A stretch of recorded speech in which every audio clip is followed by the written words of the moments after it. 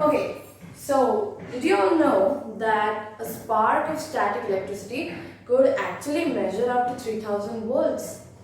But it lasts for a very short period of time and a small amount of current is flown.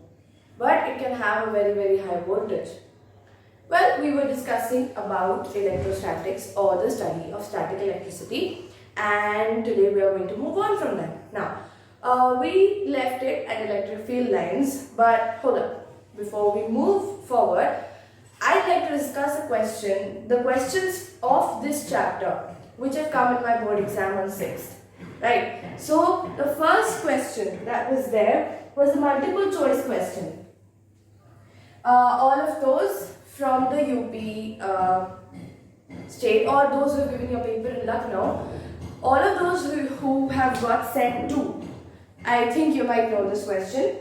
It is question number 5 of set 2, which is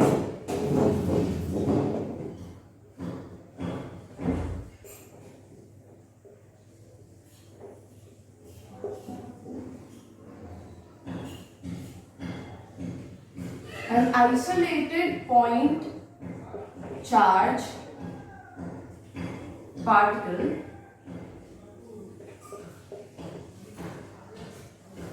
produces an electric field E at a point 3 meters away from it.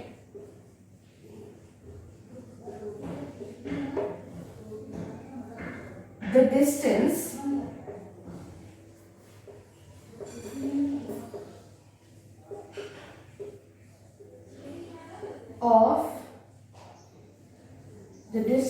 of the point, or from the point, actually it should be from the point, I don't know why it is off the point over here. The distance from the point at which the electric field is E by 4 will be, and the options that were given to me were A 2 meter, B 3 meter, C 4 meter, and D 6 meter. Pretty simple question, and it is nothing we haven't attempted before. It is a pretty easy question and nothing you might not have attempted before.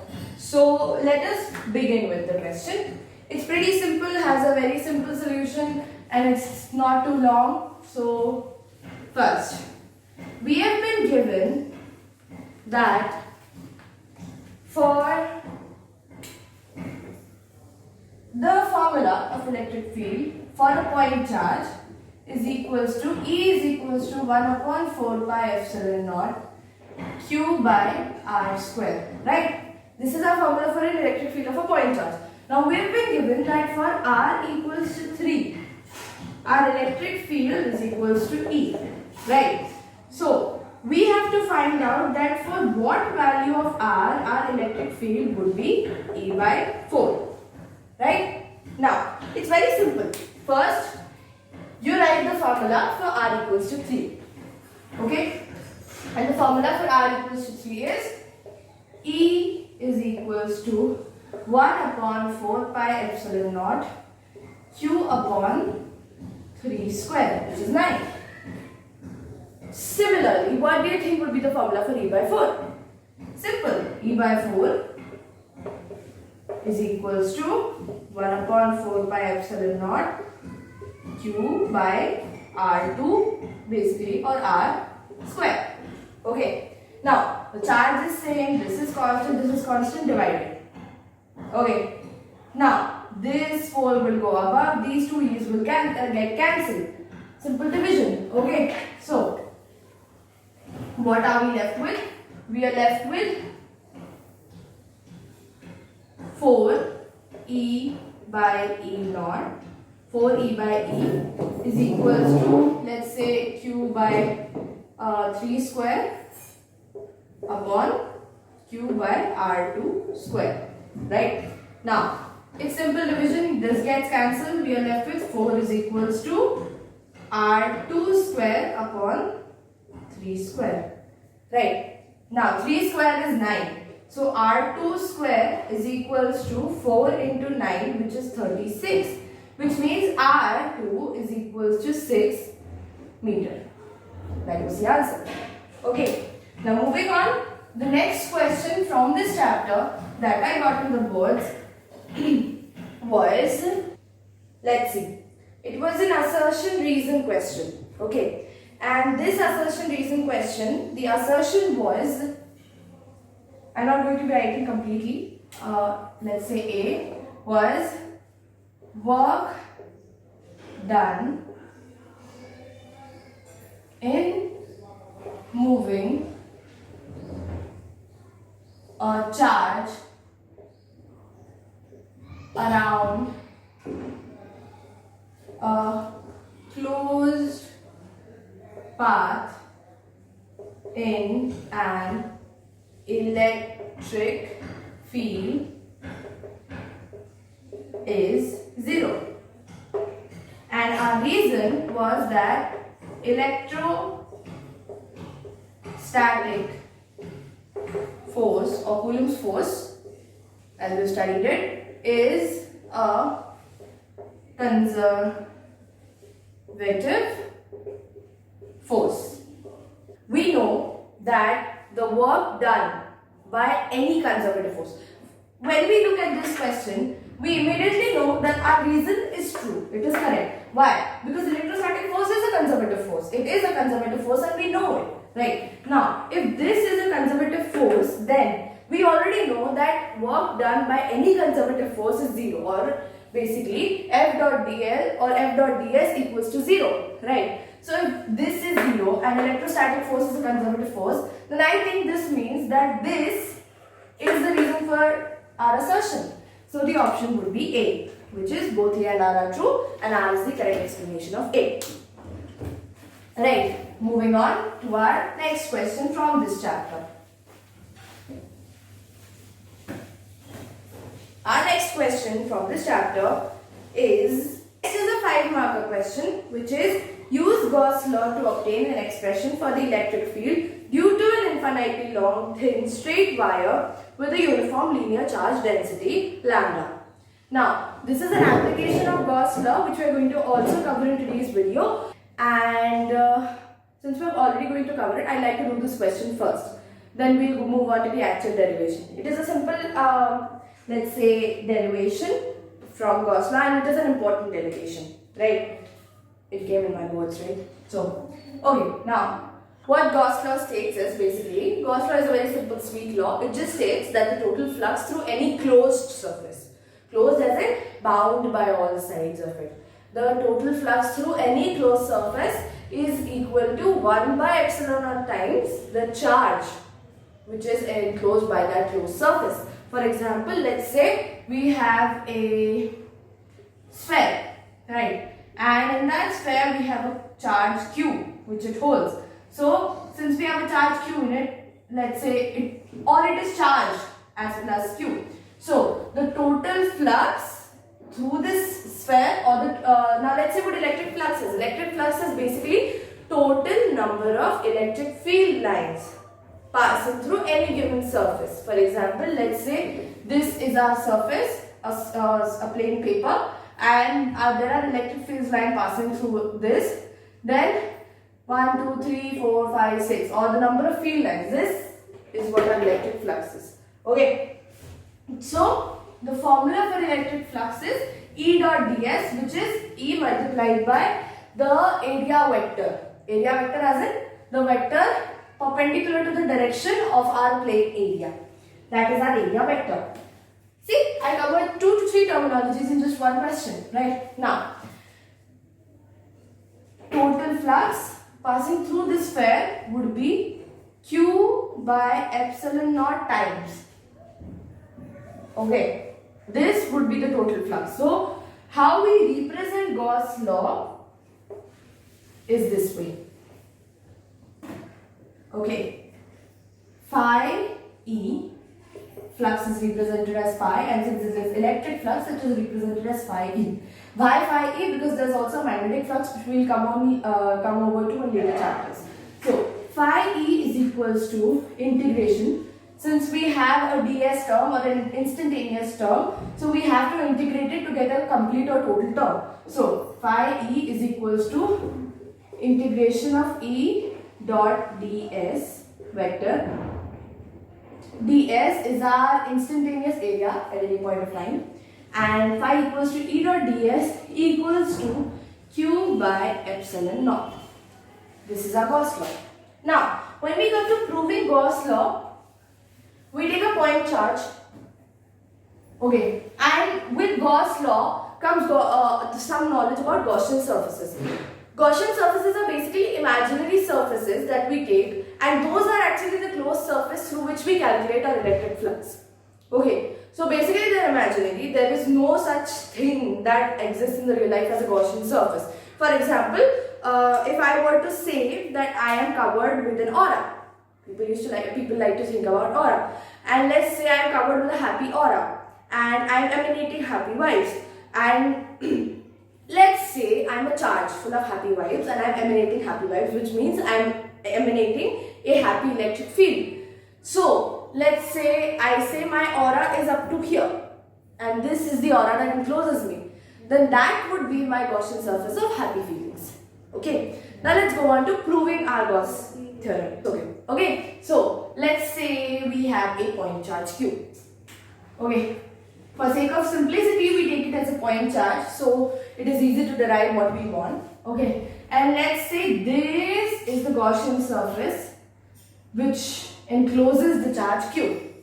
Okay. So from the center, let's take some very small area, and since our ds vector is perpendicular to that area, let's take our ds vector in this direction.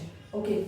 Now, if it is a point charge, electric field goes all about it, like in a sphere. So, our electric field is also in the same direction.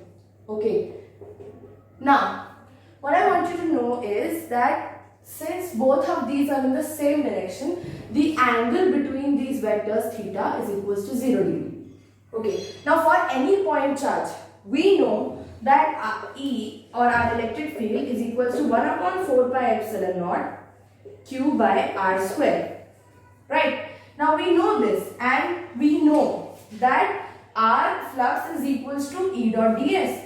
So d phi, why do we take d phi? Because we are calculating the flux only for this much point of area.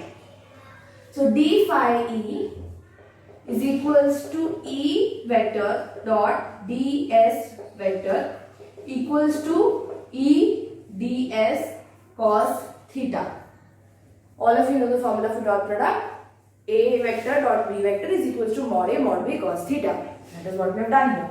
Now theta equals to 0. So this term gets vanished because it becomes 1. So we are left with E dot ds.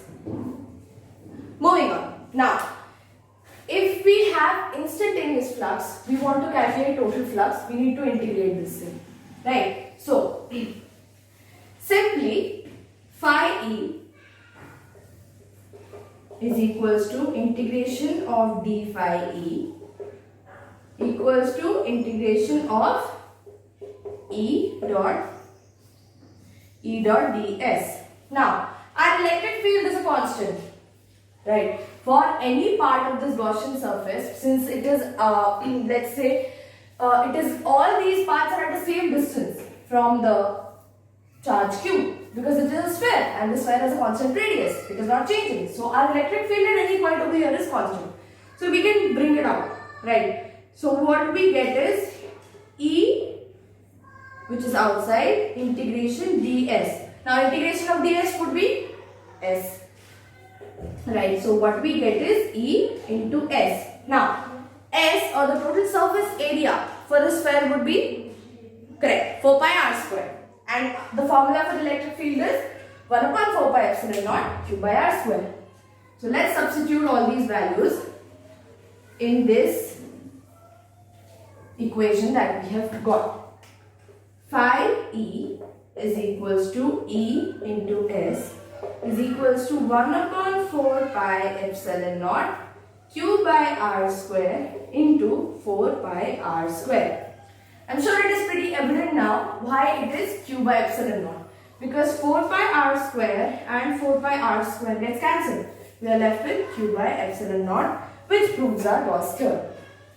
Okay. Now, Gauss theorem, although the derivation is, comparatively very easy, but its applications are very important. One of the many applications rather, is calculating the electric field for an infinitely long straight charged wire. Okay, so basically a wire that starts from, let's say, which extends infinitely to both sides. It goes on to over here and extends from the board and so on up until to the ends of the universe and more. Okay, so let's see how we can use our Gauss law to calculate the electric field for an infinitely long straight charged wire. And that is the question in the set 2 of the board exams. So, let's say we take a fragment of the wire. It is a very thin wire, mind you. So it has a very negligible radius. But for understanding purposes, we draw the figure of it to be a bit thick. So we can show that the charge enclosed by it and it is visible during the derivation. Now for this wire, the electric field that would go on would be here, here, here, here, here, here, and on this side as well, right? If we take, let's say, every individual charge on this wire, then it will be emanating an electric field in all directions. So, this direction, and then also on the top and bottom, right? Obviously. So, what the Gaussian surface for this wire is assumed to be a cylinder. Okay, and how that cylinder is drawn is in this way.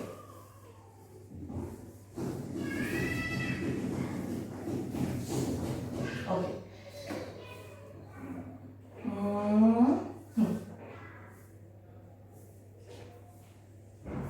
Okay, now the Gaussian surface is drawn in this way, with the wire at the surface of the cylinder, at the center of the circular surface of the cylinder, and this way. Now, for this wire, our electric field at this point is in this direction, right? No. Our electric field is going in this direction for all of its all purposes, right? Now, if it is going in this direction and we take it for this particular patch of area, we say the electric field is going in this direction, but the area vector is going in this direction. E is going in this direction and ds is going in this direction. If we talk about similarly over here, then our electric field is going in this direction and our ds vector is going in this direction. Both of these angles over here make a 90-degree angle. Now we know that for a dot product, if two vectors are perpendicular to each other, then the dot product is 0. Because theta becomes 90 degree and cos 90 degree is 0. So the electric field for these points is 0. Then what we are left with is this point. And if we take a patch of area at this point, we get that since this is, let's say our vector ds vector, so our ds vector is also in this direction and our electric field vector is also in this direction. So basically we are concerned with only the curved surface area of the Gaussian surface of the cylinder that we are working with. Now we have been given that this wire has a surface charge density lambda. Okay, we are not given the charge which is on the wire. Now if you are given surface charge density, how can you calculate your charge? It's simple.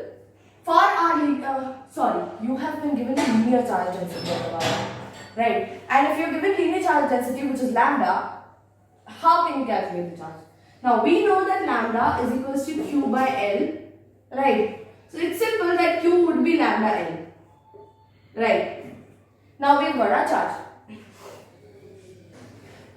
If this is the length of wire, then obviously we're taking it as L. If this is the length of the wire, then this is also the height of the curved surface area that we are going to be dealing with. So the curved surface area of the cylinder, or our S vector, would be 2 pi r L, because this is the height, right? Now let's come together to form the formula. Now we know that E into S is equals to Q by epsilon naught. So we know that E into 2 pi r L is equals to lambda L upon epsilon naught. So our electric field from this derivation comes to be lambda L upon 2 pi r L epsilon naught, or our L gets cancelled and we are left with lambda upon 2 pi r epsilon naught. This is the formula for the electric field of an infinitely long straight charged wire. Okay. Now the second question, or the second part of this question is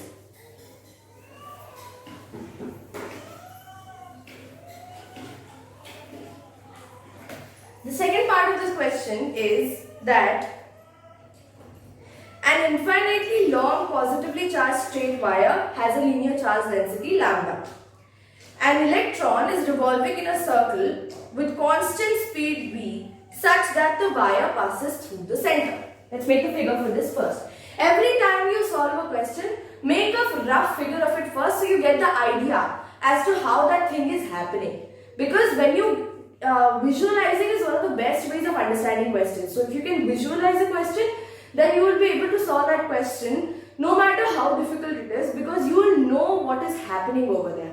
Once you have that understanding, you will be able to implement your concepts and formulas to finding the value, or to explain what is happening in that particular instant of time. So what this question basically says is that there is a wire, okay, and that wire has charge in it, okay, and that wire has an electron revolving around it in such a way that the wire is the center of that circle in which the electron is revolving. Now, our electron is revolving in this direction, it has a speed v, okay. If it is revolving, because this has an electric field which should technically, attract the electron towards itself, right? And if it attracts the electron towards itself and this has a positive charge, then technically the electron should be spiraling towards the wire. But this does not happen. Why? Because while the electron is revolving in a circle, there is a centripetal force on it. Centripetal force equals to mv square by r, and that centripetal force is equal to our electric field, and that is why it is equal to an electric field, and that is why it does not experience a force that attracts it towards it. Both these forces are equal. Now, how would we represent both these forces being equal? We know that for an infinitely long straight charged wire, the formula for electric field is lambda upon 2 pi r epsilon naught, right? So we write it. We know that electric field is equals to centripetal force. Okay. Now, electric field equals to centripetal force. For an infinitely long straight charged wire, we know electric field equals to 2 pi r epsilon naught. We also know that centripetal force equals to mv square by r. Right. Now, r gets cancelled. We are left with v square is equals to 2 square is equals to lambda upon 2 pi m epsilon naught. Okay. Now we have reached one part of our question. Now I'll tell you why I took out the value for v square. Okay. And it's perpendicular to the plane of the circle. Obviously, the wire is at the center and it's perpendicular to the plane of the circle. Find the kinetic energy of the electron in terms of the magnitude of its charge and linear charge density on the wire. Now you know why I took out v square. Okay. I took out the value of v square. Okay. We can put it directly in the formula for kinetic energy, which is 1 by 2 mv square. Right. So we know that 1 by 2 mv square will be 1 by 2 m lambda upon 2 pi m epsilon naught. Again, m gets cancelled, we are left by lambda upon 4 pi epsilon naught. Okay, so k is equals to lambda upon 4 pi epsilon naught, and in case we have to use it in terms of charge as well, then lambda can be replaced by q by l. So we get q by l 4 pi epsilon naught.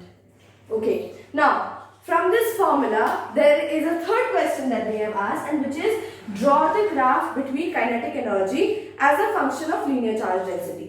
Now, from this question, we have gathered that our kinetic energy, which is mv square by r, 1 by 2 mv square, is equals to lambda upon 2 pi epsilon naught. 4 pi epsilon naught. 4 pi epsilon naught. 1 upon 4 pi epsilon naught is a very constant value. So if it is a constant value, we know that k would directly be proportional to lambda. What is the graph for a directly proportional? A straight line graph. Simple. This is a 5-marker question for the board exams. Okay? And that pretty much sums up the amount of questions that we have for this chapter. Now we've gone through Gauss theorem, Gauss law, and we have gone through our infinitely long charge via derivation. And this about sums it up for today. Let's meet on the next video. Ta-da!